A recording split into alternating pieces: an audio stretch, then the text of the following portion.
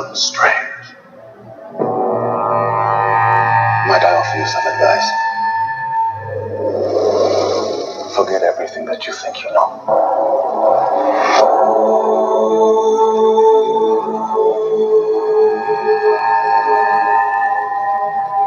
You're a man looking at the world through a keyhole. You've spent your life trying to widen it. Your work saved the lives of thousands. What if I told you that reality is one of many? I don't believe in fairy tales about chakras or energy or the power of belief. You wonder what I see in your future? Possibility.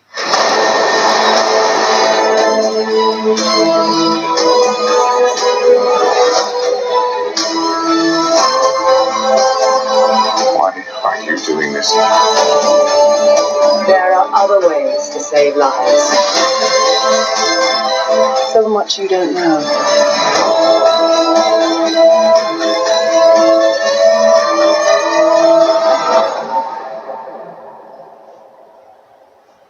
Teach me.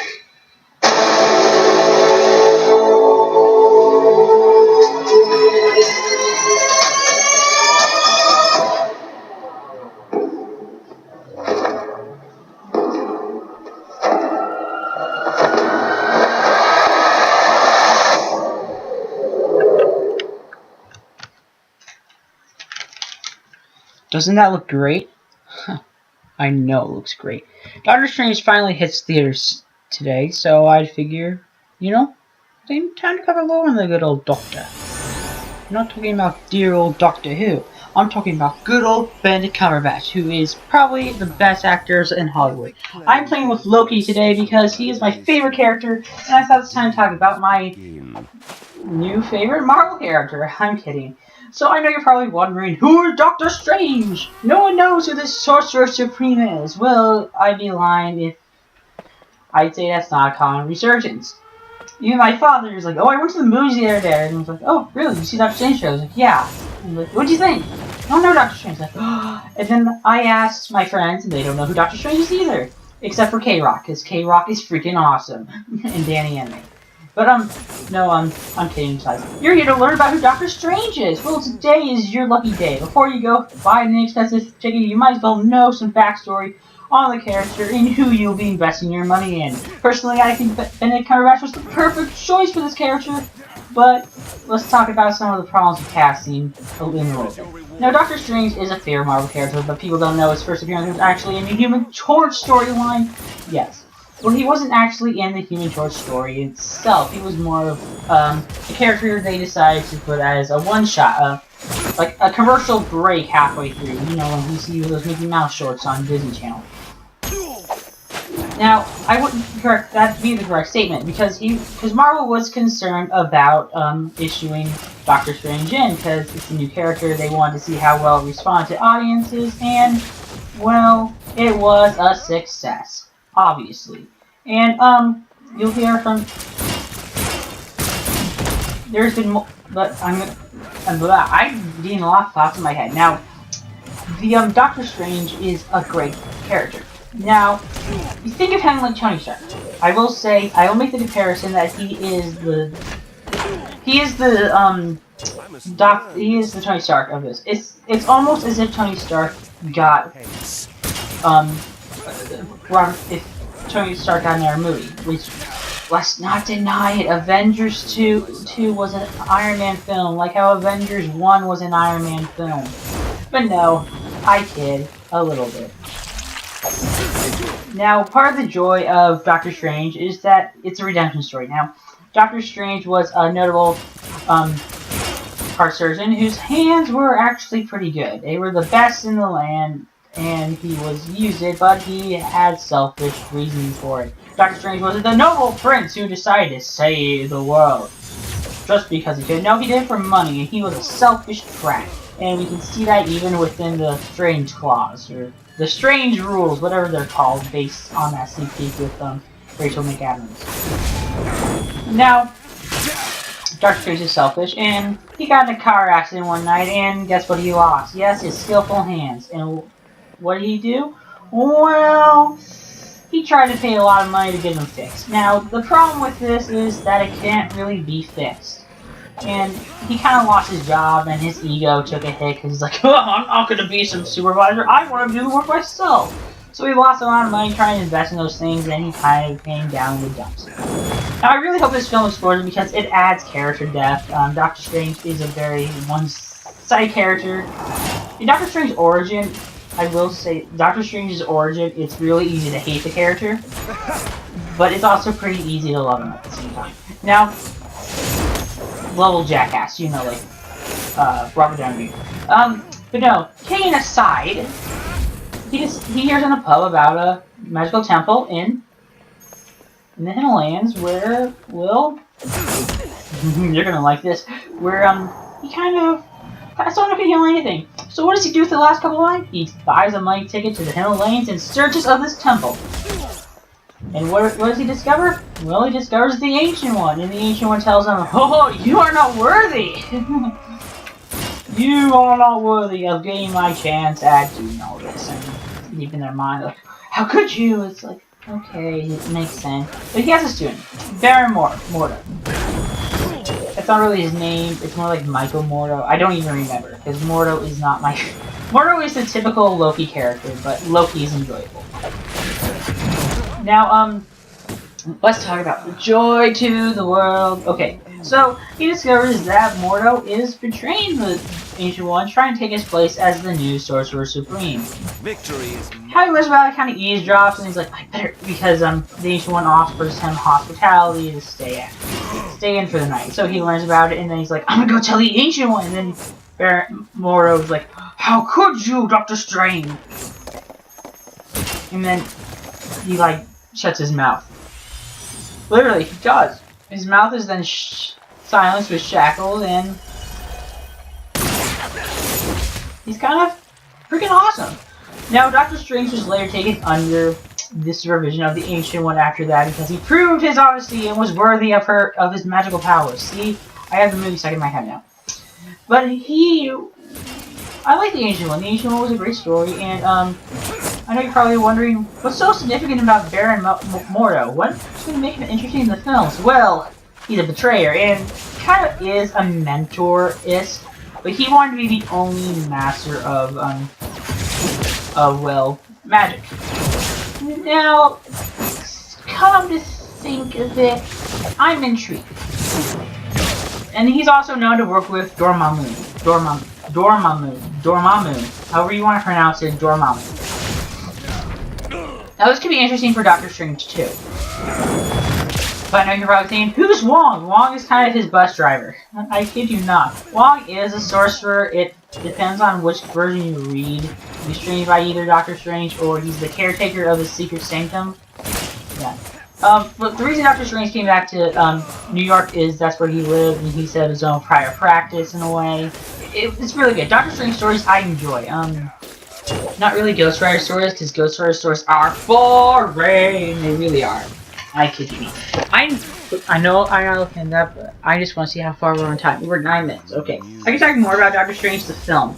Now, if you, like so many other people, watched the Agents of S.H.I.E.L.D. episode last night, you saw the whole thing about the 3 sanctums. There's one in Tibet, there's one in New York, and there's one in England. My theory is Calcules, or whatever his name is, the guy who's like, who's gone evil because of the power, is going to try and destroy them to rule the world. Okay, basic plot. With the Eye of Agamotto. Ooh, that thing intrigues me. That is actually one of the Infinity Stones, one of the final 2 we do not know of. And if rumor has it true, Baron Mordo is going to go a little bit evil.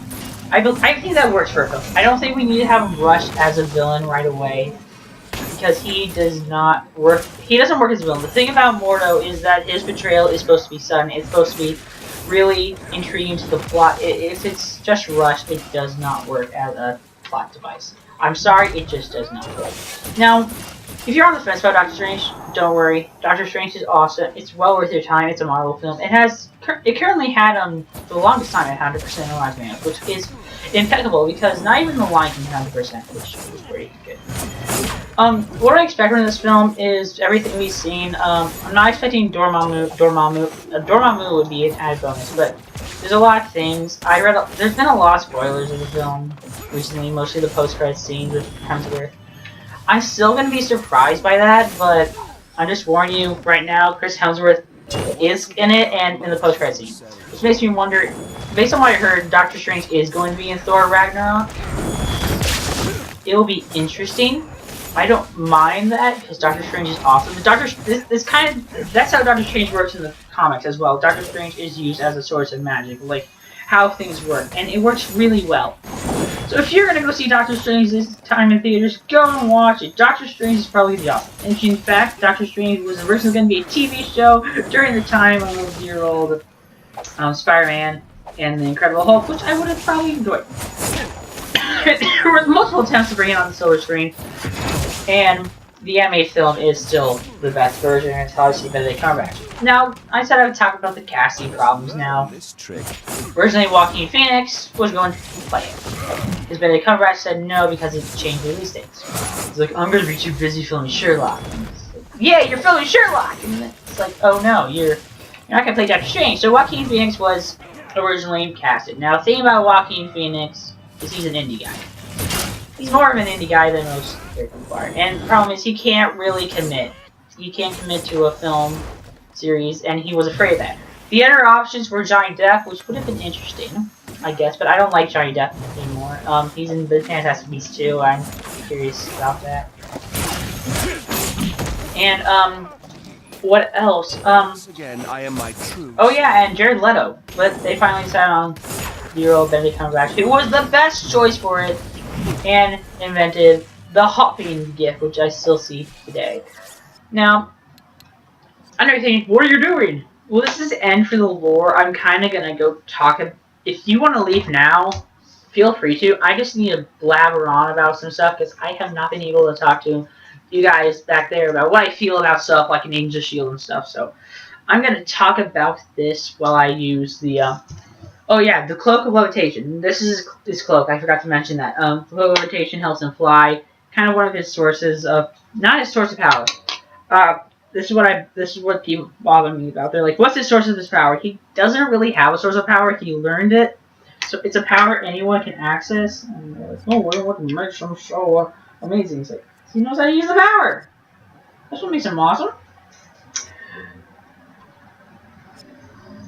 Now, yeah, the Cloak of Levitation, it was seen in it. I can't wait to see it. But Benedict Cumberbatch, excellent choice. Now, leave now if you do not want any spoilers on Agents of S.H.I.E.L.D. because I'm going to spoil that, and I'm not going to spoil Luke Cage because I am still on episode 7. I know my priorities are not set in crate, but I'm busy grinding. Grinding covers most of my time now, and I don't like Luke Cage that much. Okay, Luke Cage and Defenders is filming, so good job, Defenders. You're getting up and running. I'm looking forward to that most because Sigourney Weaver. I'm curious. You got my curiosity with casting Ripley, so I am intrigued. I think her name is Ripley. Someone tell me who Sigourney Weaver played in Alien again, because I just forgot. I know she was in Galaxy Quest. I love that film. Now I'm gonna leave because this is done with my kind of lore hours. I don't really want to talk to you people anymore. I'm just gonna talk flamboyantly now because I feel like it. So Agents of S.H.I.E.L.D. I like it.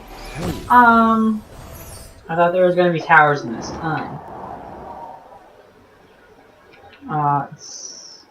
It's building and it took a while to build. How interesting. Okay, Agents of S.H.I.E.L.D. Season 4 is good. I'd watch it. Season 4 is pretty great.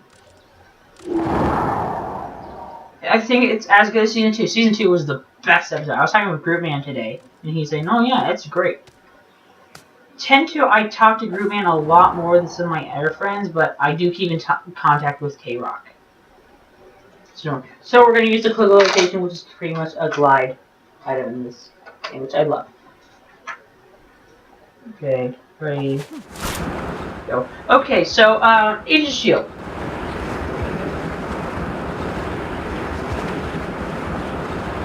Season 4. Oh my goodness. This might ruin my plans for, 12 games, because I had it all planned out. I'm like, oh, yeah, this is gonna happen, and this is gonna happen. It's like, no, it's not, so...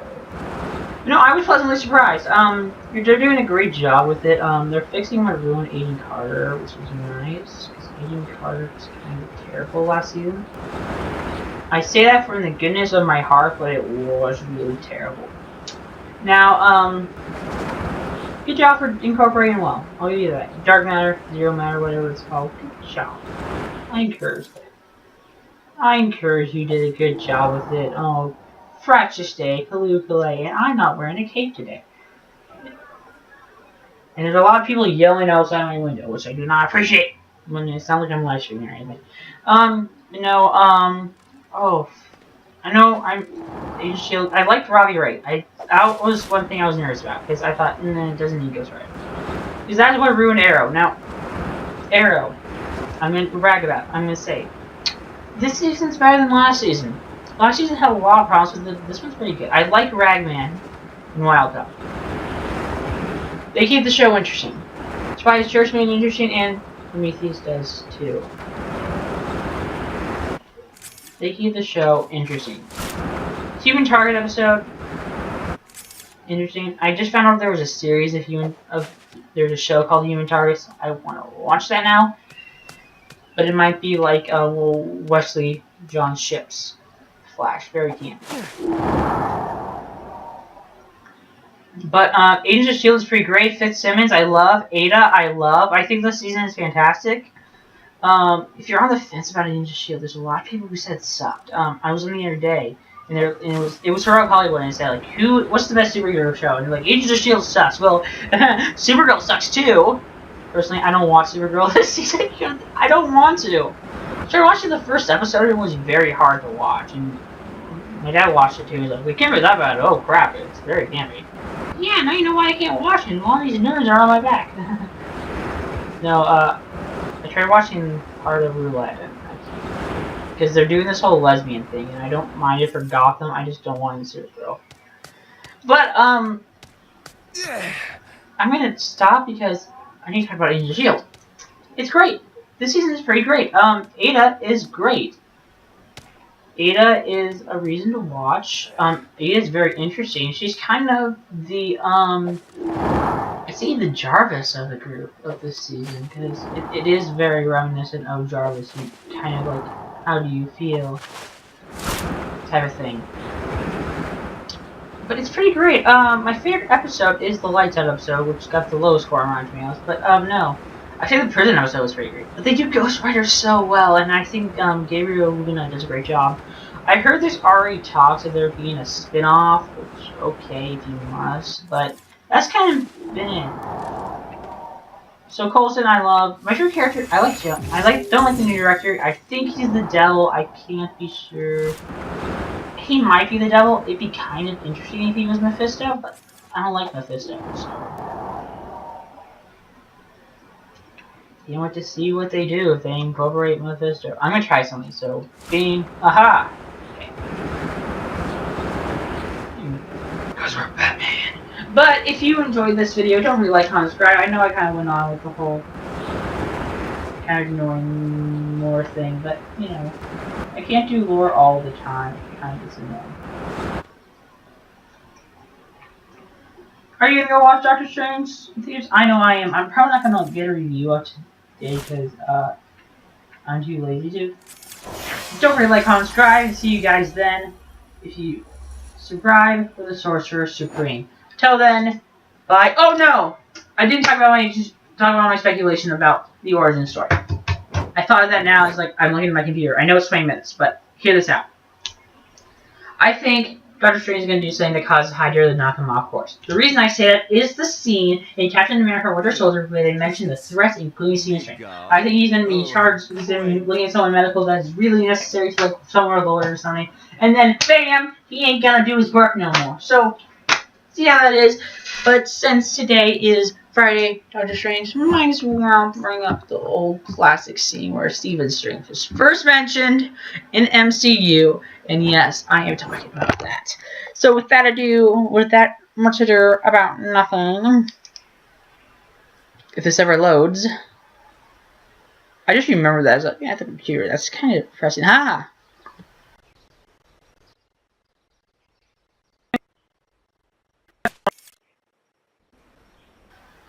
Why won't it click on it? It's loading.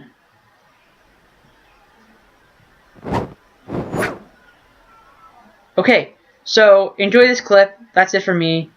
That is much ado about nothing. Telling guys bye.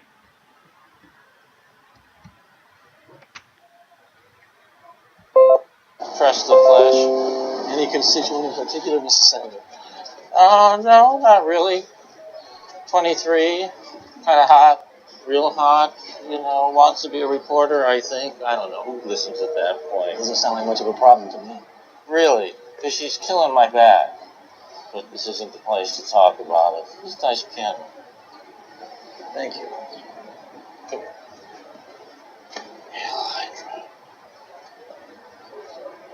See, it's right. I just saw that. There. Yeah. Should I get a check?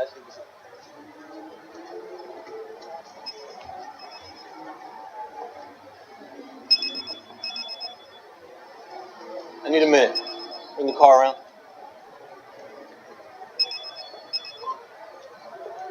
Yes, sir. Agent Sitwell, how was lunch? I hear the crab cakes here are delicious. Who is this? The good-looking guy in the sunglasses, your 10 o'clock.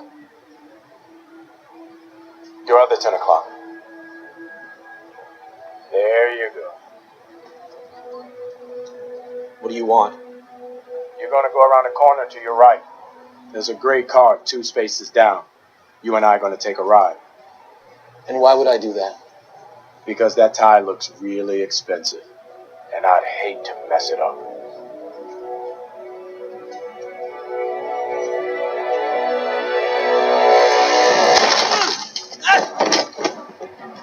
Tell me about Zolo's algorithm. Never heard of it. What were you doing on the Luminarian Star? I was throwing up. I get seasick.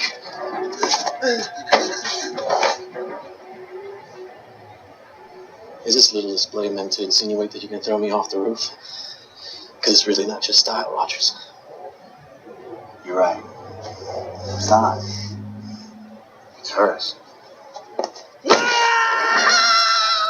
Oh, wait, what about that girl from accounting? Laura? Lillian. Lip piercing, right? Yeah, she's cute. Yeah. I'm not ready for that.